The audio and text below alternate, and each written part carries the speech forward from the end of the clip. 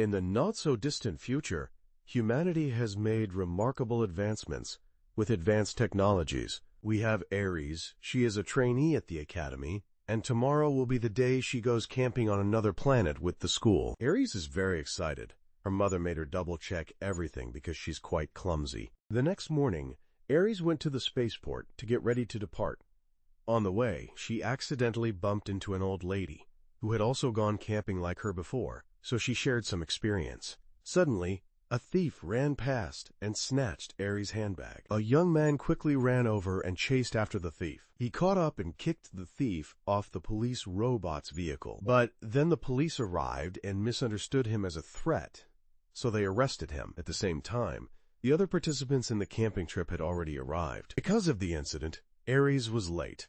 The commander wanted her to introduce herself. Basically, we already know, but there is an interesting fact about Aries. She never forgets the face of an AI after seeing it once. The commander then explained again that they will take these 8 people to the designated planet for camping and then return. These 8 trainees were all selected, so almost none of the AIs knew each other beforehand. There would be many different groups, each with their own mission, and for this group, the task was to bring along this 10-year-old girl, Phoenicia. Aries wondered, because the group was supposed to have 8 people plus 1 more for the mission, making 9, yet the last person still hadn't shown up. The commander thought the last person was late and probably would be left behind. But just then, the young man who was wrongfully arrested earlier was brought back here. He said his name was Kanata and claimed to be the team leader, but since the leader had to be elected first, Kanata was just bragging. The group then started changing clothes to get ready to depart. On the ship, the group wanted to see which AI was suitable to be the team leader. Kanata volunteered, but no A. I wanted to choose him at first, so the AIs in this group tried to keep their distance from others. Only Aries was the one who wanted to befriend everyone. Only Aries was the one who wanted to befriend everyone. Since they completed the jump step, the whole group could relax comfortably and wait 4 hours until they arrived. Aries came to thank Kanata for helping her. She wanted to know why Kanata wanted to be the team leader. He shared that he wanted to explore the universe, and becoming the leader would be the first step. Kanata said this dream wasn't just his, but also his benefactors who guided him. Since that person died in an accident, Kanata was even more determined to make it happen. 4 hours passed quickly, and the group officially arrived on the other planet to camp. After checking the geology and finding nothing unusual, the commander asked them to unload their gear from the ship so he could return. As soon as they landed, the group took a quick look around and started taking photos. Kanata wanted everyone to follow him to the camping spot, but the purple-haired girl in the group saw something strange over there. A large sphere stood towering in front of them. The purple-haired girl boldly stepped forward to check it out. She touched the sphere and suddenly got sucked in by it. The whole group got scared and ran away. But one by one, they were sucked in as well. Kanata was the last one. While drifting, he dreamed of the day his teacher slipped off a cliff after trying to save another person in the group. Kanata woke up to find they were all drifting in space. The communication link was still working, so Kanata tried swimming back to check on everyone. But the group had lost contact with the command center. They saw a spaceship nearby, so they decided to use their thrusters and gather at the ship. Although no AI recognized Kanata as the leader, in this situation, everyone followed his guidance and successfully brought both people and luggage to the ship. The whole group immediately got inside the ship. The fuel was still there, and Kanata started checking on everyone, but then they realized someone was missing. Kanata looked carefully and realized Aries was still outside because she had drifted the farthest and hadn't heard Kanata's instructions earlier. Some panicked, and others didn't want to rescue Aries for fear of running out of fuel. But Kanata was strong and decided he would go rescue Aries himself. He tied a rope to his suit and let everyone adjust the direction. Kanata was guided by the white-haired Jack, who calculated the trajectory and told him to use the thruster every 5 seconds and rely on inertia for the rest. Aries started to get scared because she didn't see any AI, but then she met Kanata again. As they got close, the rope reached its limit, pulling Kanata back. Kanata took a risk and untied the rope.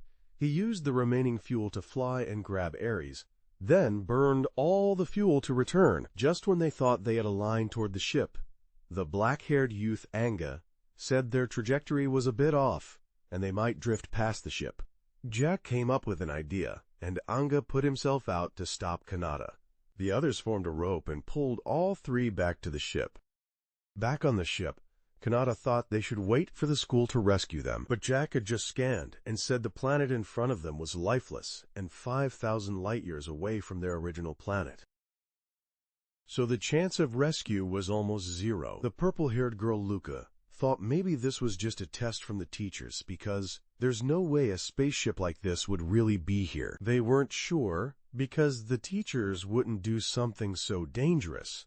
In short, if they couldn't pilot this ship, this place was basically just a big scrap of metal. The group remembered that Jack had a pilot's license.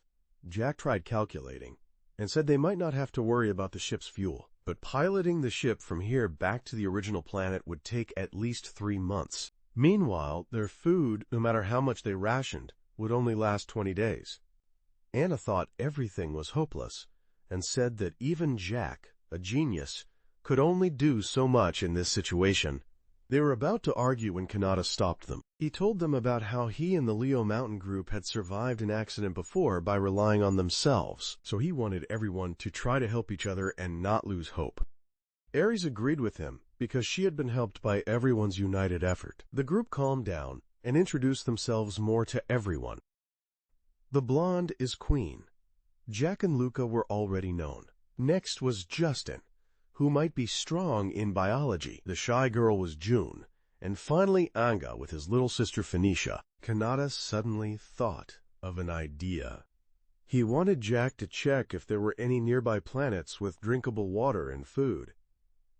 Instead of piloting straight back to the starting point, they could travel and stop at different planets to resupply food, then continue their journey.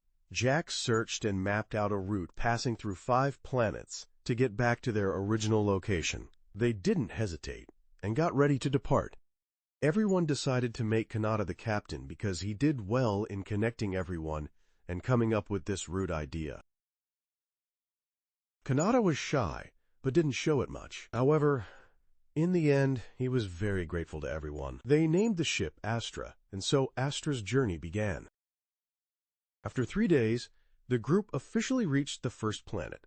The goal was to gather enough food for 20 days. Aries wasn't worried and was excited about the landing. As soon as they landed, the AI got scared because there were huge creatures here. But the group stayed calm. Kanata split them into 3 teams. Jack and the youngest member would stay on the ship. Jun and Anga would look for water, and the rest would search for food. They decided to look for fruit first and avoid anything red. But when they entered the forest, the strange plants even left Kanata clueless. But Jack, with his rich biology knowledge, identified some plants similar to ones known from Canada.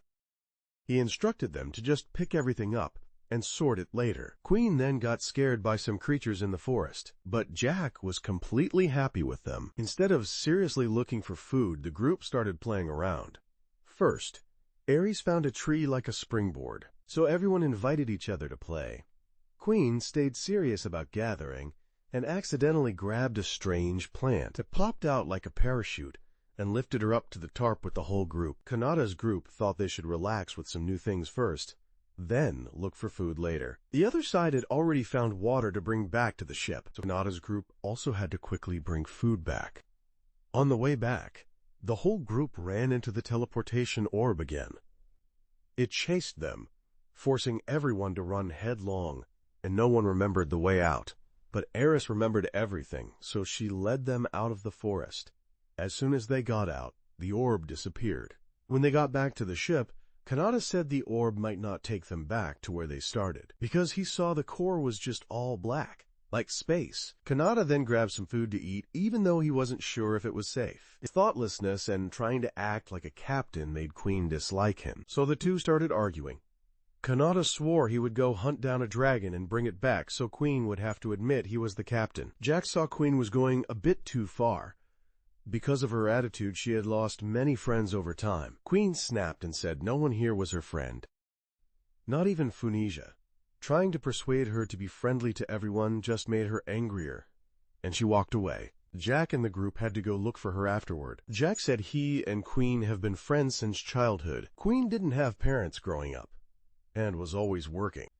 So she only lived with the butler and servants, which made her selfish. Phoenicia was an orphan child Queen's mother took in, but Queen never saw Phoenicia as a little sister. You can't really blame her since her mother never cared about her and no one ever taught her what love is. Suddenly the group lost track of Foon. When they found her, she was on the spring tree, but for some reason, the tree suddenly grew really tall. Jack thought, these trees react to light, so maybe at night they'll shrink back. But the dragons didn't give them time to wait. Queen, who usually ignored Funi, couldn't stay cold in this situation. But Kanata ran over from afar. He jumped from a mountain, straight over a tree. Step by step, Kanata got closer to Funi, but the dragon grabbed Funi and flew high up. Kanata definitely couldn't reach it. But luckily for him, there was a branch as hard as a spear that Luca had forgotten earlier nearby. At Luca, Kanata threw the spear and successfully brought down the dragon. And saved Funi. He jumped over to catch Funi, but then he collapsed from exhaustion.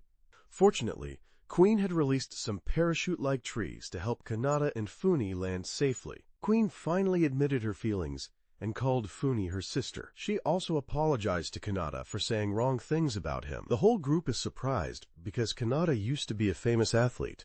Kanata denies it because only his father was an athlete before.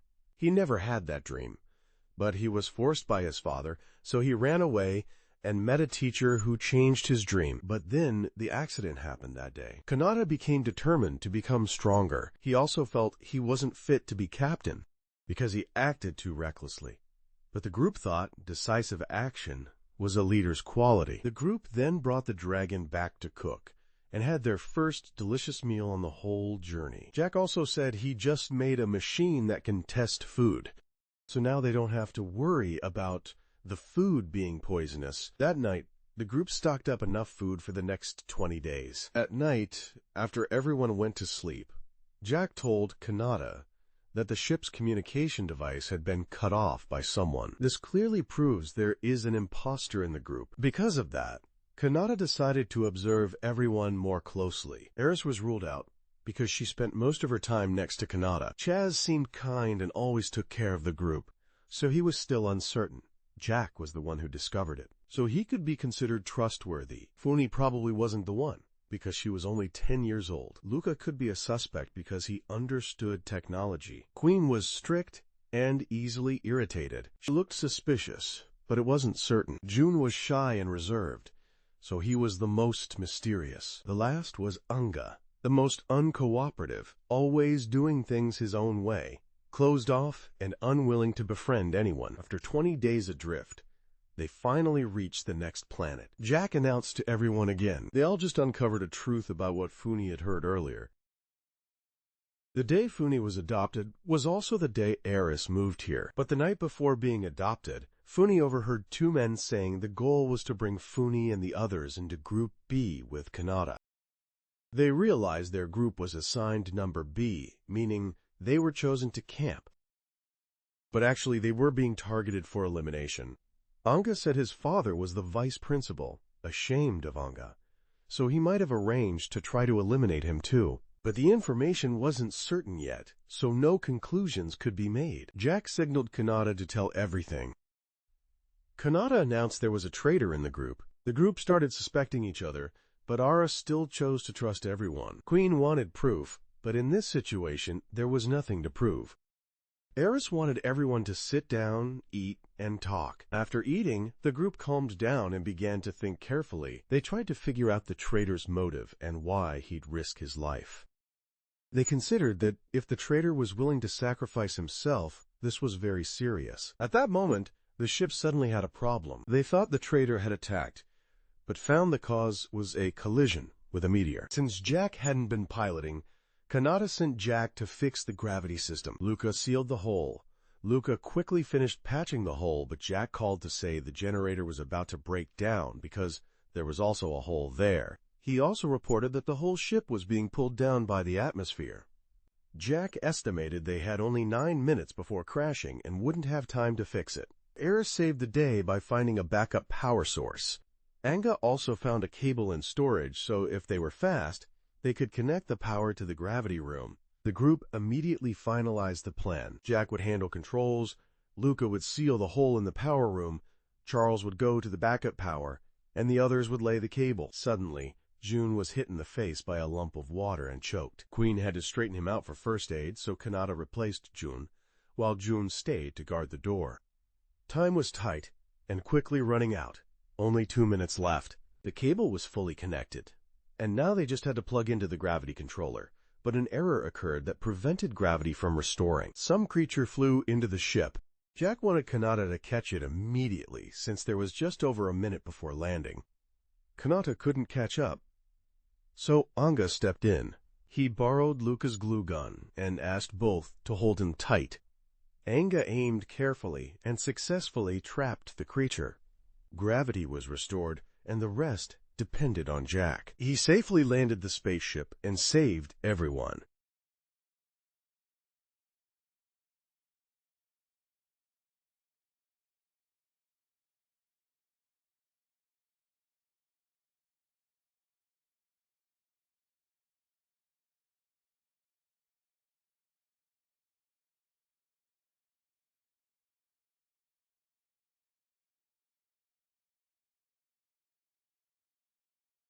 They didn't know where to go for food because it was all dirt and sand around. Kanata wanted everyone to just enjoy because they were not only lost but also camping. He had everyone split into groups to search for food. Thanks to Jack's analysis, finding food is no longer too difficult.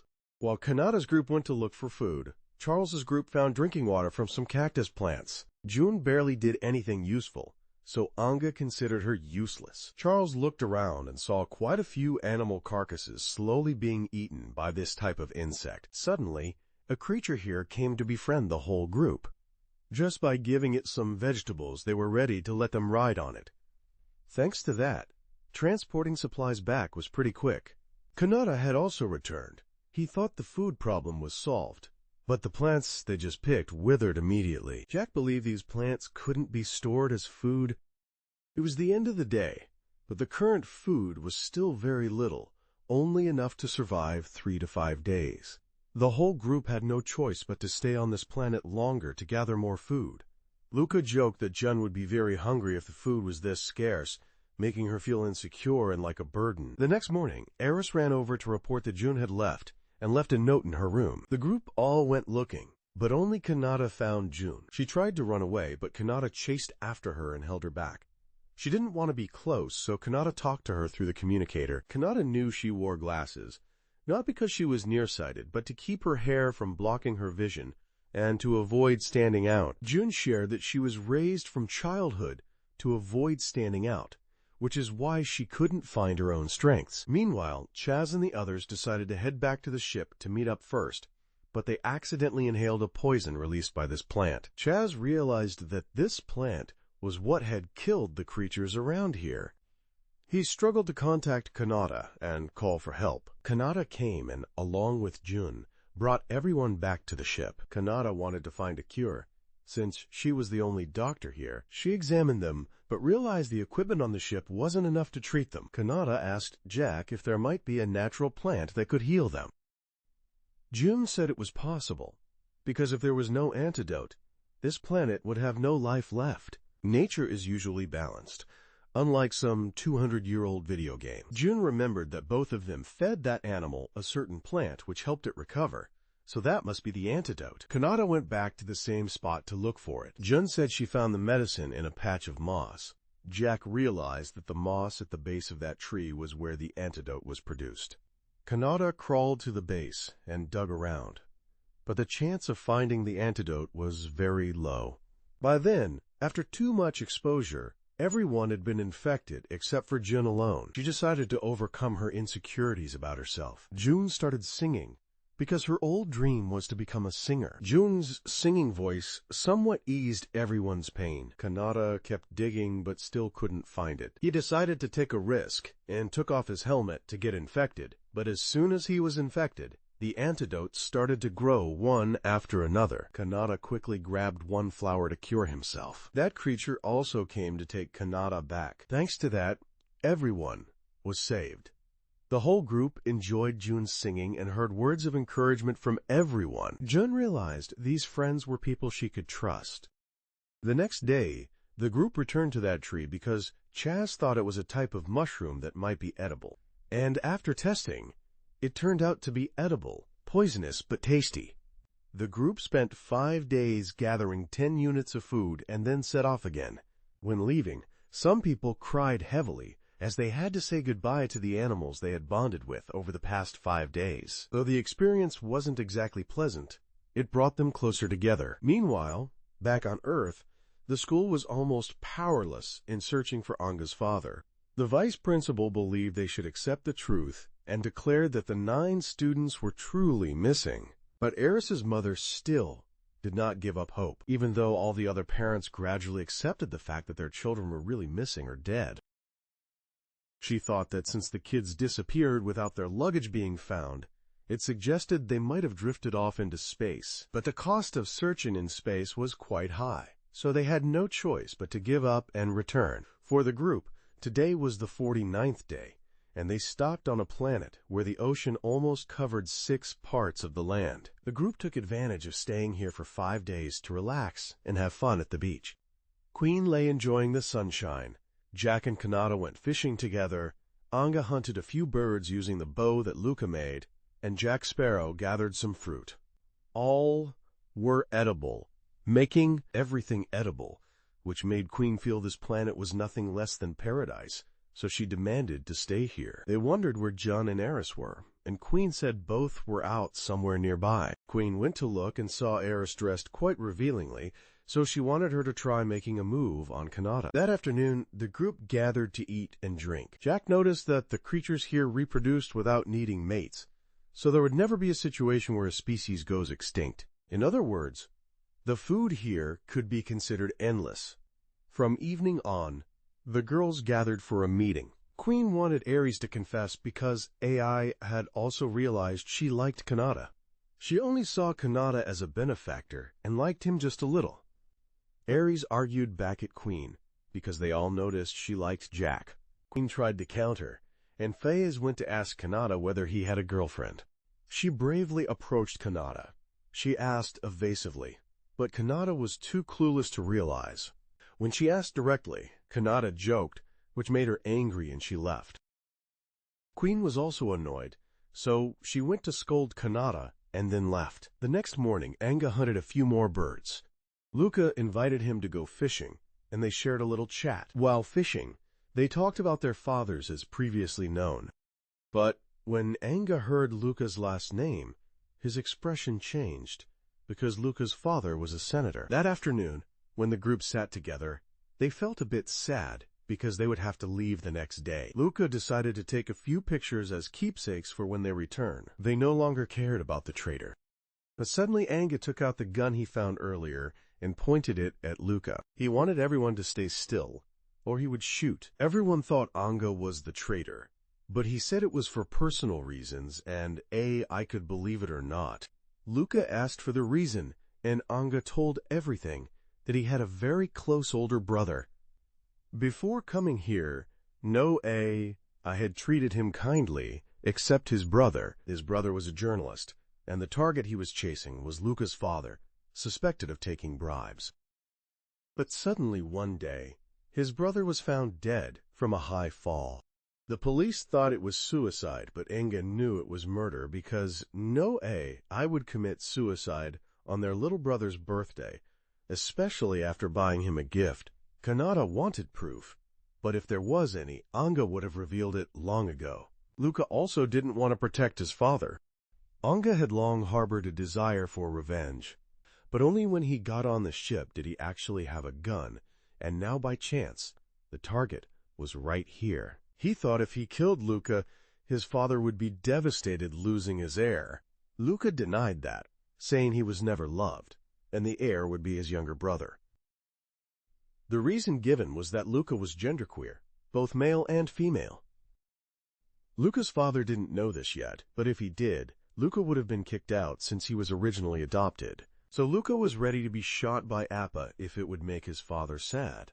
That would satisfy him. Kanata then realized the common point among them was that they all had conflicts with their parents. But he still couldn't be sure, because Aries still loved her mother. Suddenly, he saw from afar the sun setting faster than usual. Kanata realized disaster was coming and called everyone back to the ship. Anga and Luca couldn't get on time and were swept away by the waves. Jack had to fly the ship as low as possible so everyone could search for the two members down there.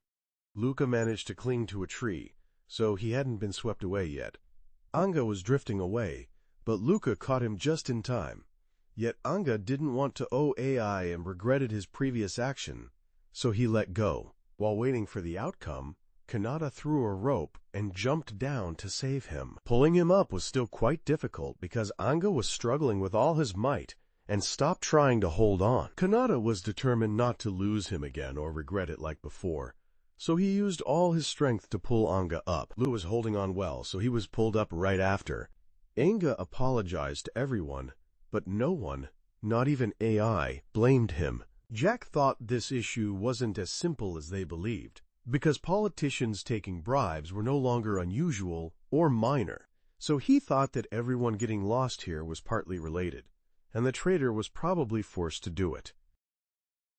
Anga was determined to clarify everything when they returned, so he agreed to cooperate with everyone. That night, during dinner, Quinn tried to ask why Charles was always kind to Aries. She also understood Ra and wanted to use this chance to try to make Kanata jealous. But Kanata was still too clueless to realize what was going on and just kept eating. Quinn remembered that before, at school, there was only one biology class, so Charles must have studied there.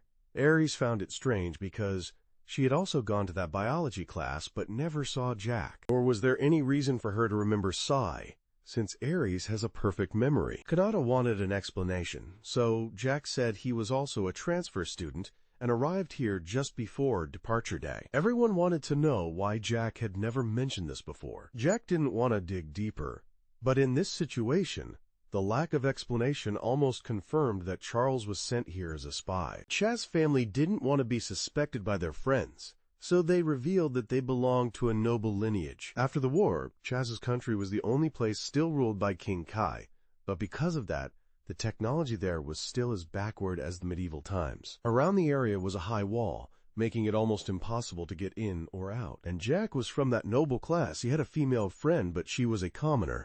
Despite that, they often sneaked out to hang out together. But one time when he took her into the noble area to play, they were unlucky and got caught by the guards. His friend tried to escape by biting a guard's hand, but was thrown off the high wall. Luckily, she survived, and Charles was punished.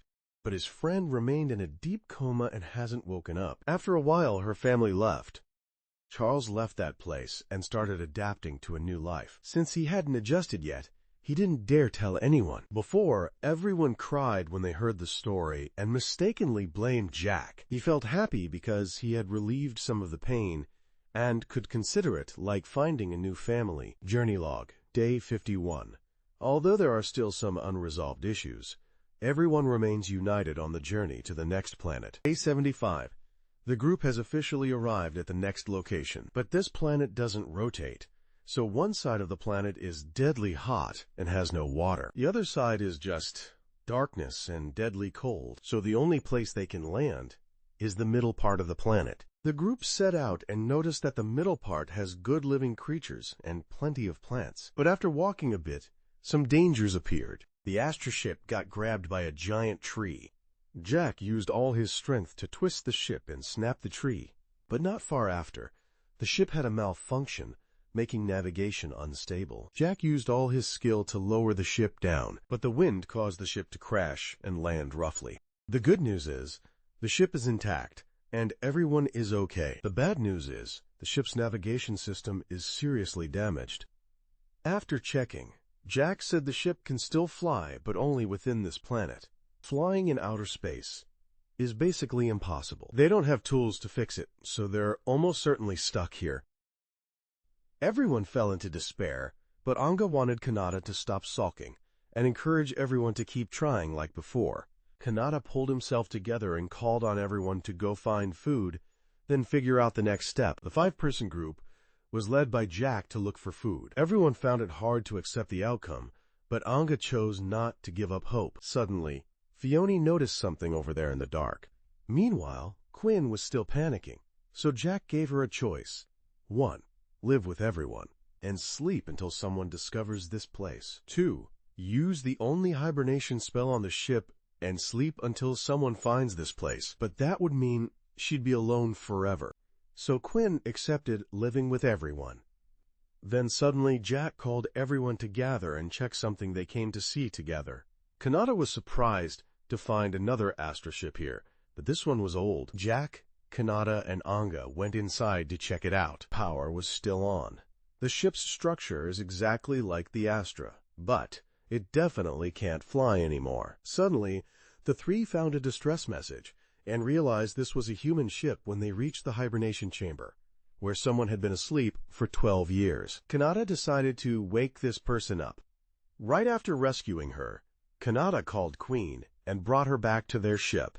She thought she had been rescued back to Earth, but when she woke up, wow! She then introduced herself as Lena and said she was an astronaut. She and her crew were on a mission to find a new habitable planet, but had an accident and landed here.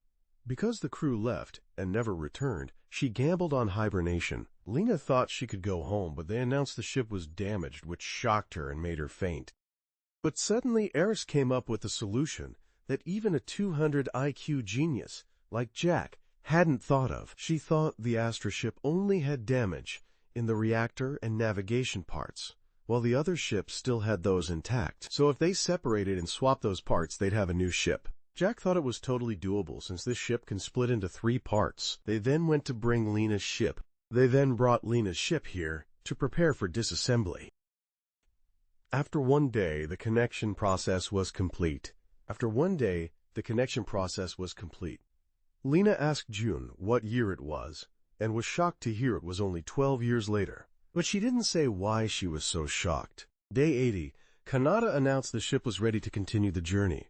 Jack also stood up and said a few things about food. On this planet, animals and plants are hard to distinguish because they look like plants outside, but have animal organs inside. So as long as you catch them, the food will still be nutritious. The catching method is simple. Just cover them with a cloth to block photosynthesis, and they'll become immobilized. Queen and Jack paired up to catch food. They sat down and talked, and Queen accidentally mentioned her dream of becoming Jack's wife. It wasn't surprised because they had promised each other the same thing when they were kids. Queen didn't know Jack still cared about that promise, even though they were just children back then. After collecting 10 units of food, the group decided to set off, but Kanata agreed to check out what happened to Lena's crew. They landed where Lena remembered and found their old vehicle, along with some name tags. Lena realized danger was lurking underground, so she told everyone to climb up the trees and run. But one of the creatures was holding a name tag. Kanata promised to get it back for Lena and had everyone take her back to the ship. With his life experience, Kanata made a pole vault jump and retrieved the name tag. The group then officially left this planet after 11 days here.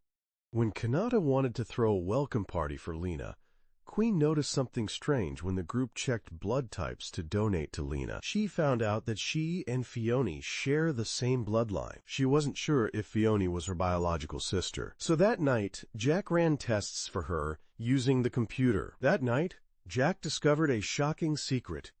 From the experiment, he told Kanata that Vinny and Queen are actually the same person. The next morning, when Kanata and Jack gathered everyone, they announced the strange fact that Queen and Fiona share the same DNA. Kanata thinks that maybe Fiona is a clone of Queen, and it's also possible that everyone here is a clone of their own parents. Jack doesn't oppose this because his father is researching memory transfer, so maybe they want to transfer their memories to rejuvenate themselves. Meanwhile, on Earth, the group's suspicion turns out to be correct. This plan involved Jack's father, Kanata, Anga, Luca, and Queen's mother. They made copies of themselves, but because the government suddenly passed a law requiring DNA testing, they got afraid of being exposed for cloning. So they sent the whole group into space and eliminated them. Jack had guessed some of it. Eris said she and her mother love each other very much, but they still couldn't be certain. So in the worst case, Eris might not be her biological child. Everyone was painfully helpless, but Kanata declared that the whole group would try to return and expose this plan so that the originals, their parents, would be rescued. Only then could they truly become the people they want to be. A few days later, the group calmed down. To be sure, Kanata went to ask each person. 1A. I was shocked to learn the truth, but a few people felt relieved. Anga was determined to become a journalist, to expose everything, and to imprison everyone involved in this. Eris still accepted her mother, whether she was a clone or truly her biological child. She still saw her mother as the only person who made her feel loved. Meanwhile, Jack and Queen confided in each other, and both decided to announce to everyone that they would get married. The whole group shouted loudly. Eris wanted to know who confessed first. Jack admitted it was him, and that he had always liked Queen and found her very cute. The group went from overexcited to worried because Jack was too dangerous, but they decided to celebrate this time. A few days later, the telescope was fixed, so they could see their home planet. Lena went outside to look and started crying because she could see Earth again, but she thought Earth looked very strange. But the whole group didn't understand what she meant, because their home planet wasn't Earth, it was Astra. They sat down to figure some things out. Kanata thought Lena might be an alien, but Jack thought he was talking nonsense because everyone was human and spoke the same language. Eris also recognized the countries Lena mentioned because she had read about them in books, so they concluded that Lena was from a previous era. They tried comparing history and found quite a few similarities, so that answer seemed the most reasonable. But suddenly, Eris noticed a difference from the history Lena knew. She gasped, "Oh my God." But Kanata asked, "What's God?" Lena realized that their world didn't have religion at all. Lena wants the whole group to tell her the entire history. Eris says that humans once realized the foolishness of war, so they made a permanent peace treaty and have developed ever since. Lena also shares about herself that nearly 25 years ago, Earth was predicted to collide with an asteroid. So humans came up with the idea to find a new planet and start migrating. But migrating everyone was impossible. So humans created an artificial wormhole to transfer everyone, and the white sphere brought the group to the original planet, which was a wormhole. So the icy planet they first saw was actually the old Earth, and humans had completely migrated to the new planet, Astra. Jack still finds the timeline strange, because in theory the migration was only 7 years ago, so history couldn't be that different. Eris wants everyone to stop arguing here, and they will find out the truth when they return. Everyone agrees, and sets off for the final planet. That night, Kanata came to find Eris because he had something important to say. Day 111, the group officially set foot on the final planet. As usual, one group goes to find water, another looks for food, and 1 or 2 stay on the ship. Since this place is quite peaceful, finding food is easier. Kanata and Eris separated from the group. After a while, they opened up a little to each other, but then felt shy and split up. Kanata ran off to find a few more things, and then encountered the wormhole again. So he bolted.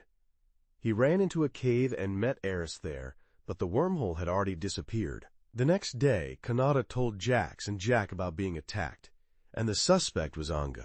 They decided to trap Anga by having Jax follow him, to lure Anga into trying to kill someone. But just as Anga made a move, Kanata and Jack would jump out to stop him. Both went back inside the cave. Jack still followed the plan and waited for Anga to act, but suddenly Kanata called to cancel the plan because Fione had suddenly disappeared. Before Charles could react, Anga pressed a gun to him. The wormhole was activated, and Kanata rushed in to control Charles because he was the one controlling the wormhole. Charles had nothing left to deny. Everyone was involved in this plan. The reason he was caught is that on the first planet, the traitor would be the last to be sucked in. Eris is the one who remembers everything, and Charles admitted the truth that he should have eliminated everyone back then.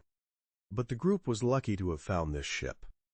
So he was the one who sabotaged the communication device and indeed he was assigned this task to cover up the crimes of the elders. Charles is a clone but different because he is self-aware. Charles recounts that. He was originally created as a body double for the king. He realized this long ago, but decided to dedicate himself fully to the king so his life would have meaning. One day, when the plan became dangerous, the king forced him to eliminate all other SAOs. Kanata wants to reconsider because Charles is not evil. Jack has helped the group a lot, which is why they could get this far. If Jack weren't good, he would have eliminated them twice before. Jack lets Kanata know he was wrong. Jack didn't hesitate to try to eliminate everyone. He only hesitated because he didn't want to involve Eris, who is the SAO of the girl Jack lost long ago. That girl wasn't a commoner but a princess, but she rejected the inhumanity of having an SAO, so she planned for Eris and a servant to escape. That servant was also Eris's mother. Now the king, knowing this, wants to create a new SAO, but she still refuses.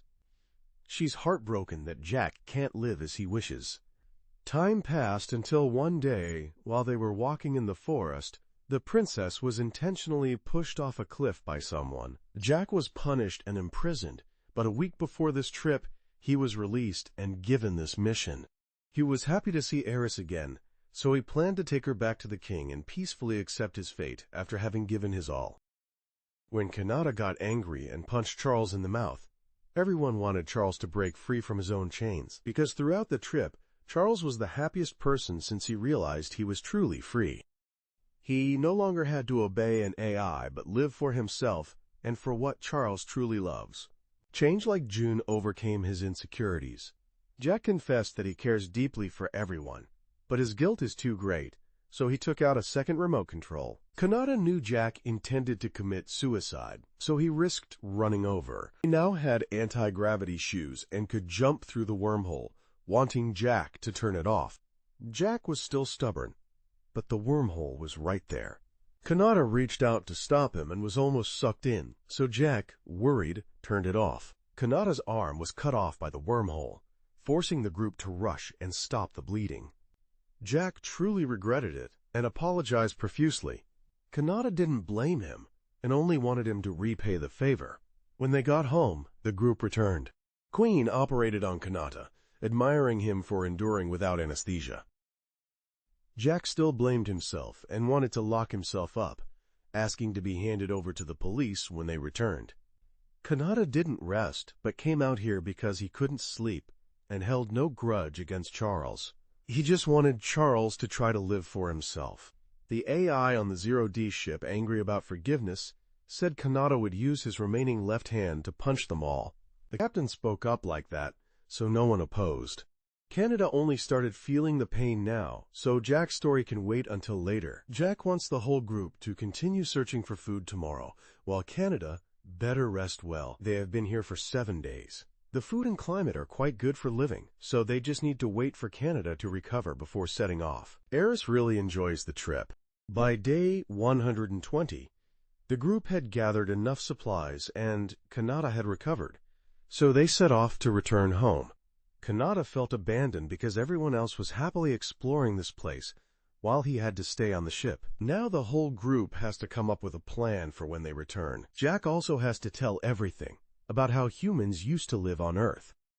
Yes, the migration happened. It's true they migrated through a wormhole, but that's only part of the story. The information about the migration caused panic and worry among humans. So, just 2 months after arriving in the New World, war broke out over land disputes. But they soon realized it was pointless, because half of humanity was wiped out. So peace was established. And after 4 years, when the migration succeeded, Earth officially disappeared. Humans also destroyed the wormhole because it was dangerous if it fell into terrorist hands. All research about it was erased, but only the Track royal family secretly kept one. And the migration information was kept secret. So the government created a fake history to deceive the people. And Ga found it too ridiculous, because humans couldn't have built such a civilization in less than 15 years.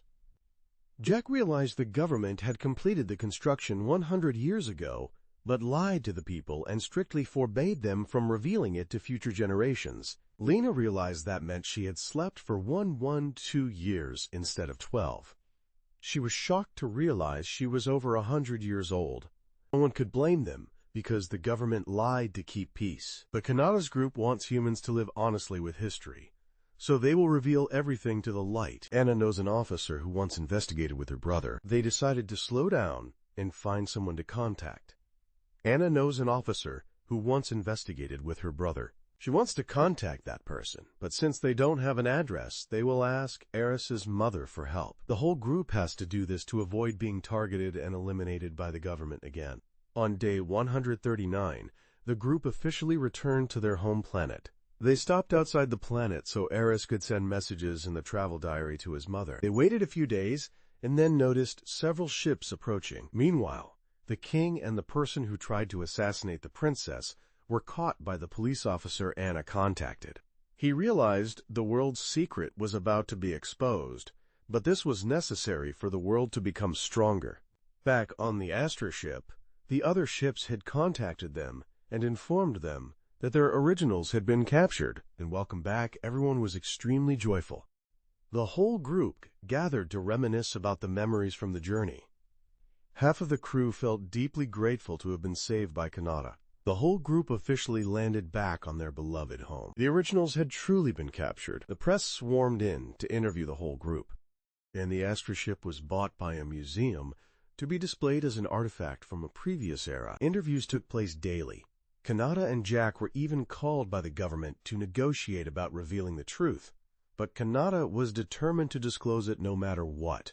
And of course, the uprising, protests, and opposition against the government by the people were unavoidable, but those issues gradually faded away. Kanata wrote a book about the stories from the journey. Queen became a model instead of a doctor. Jack became the new king of that kingdom. He revealed the secret about the wormhole and destroyed the false city. The whole group fully graduated, and 7 years passed. Anga had truly become a journalist. He visited his father to confirm whether his older brother was killed by Luca's father. It was indeed true. Lena had become a lecturer at a university. Fiona was also studying there. Anga came to pick up Lena for an interview. Meanwhile, the sister group went to find Jun. She was now a famous singer, so the sisters had a hard time getting in. Luca asked about Jack and Kanata, but both were preparing to fly out into space for exploration. Queen and Jack were married. Kanata and Eris were too, but they hadn't told anyone yet. Charles, after becoming king, married the former princess, so Eris could be considered Charles's daughter. Kanata became the son-in-law. The girls then watched Jun's performance before going out to celebrate. Later, Kanata and Jack pooled money to buy back the old Astra ship to adventure once again. And Kanata actually bought a ship. After 7 years, Jack also made him a prosthetic arm. Just as they were about to set off, Jack joined in. Jack promised, so even if he neglected state affairs, he had to see it through. They planned to return to the first planet the group had been brought to by the teacher to place the wormhole, and gradually move to other planets to connect them into a route through the planets. The whole group officially set off, carrying the hopes of all its members.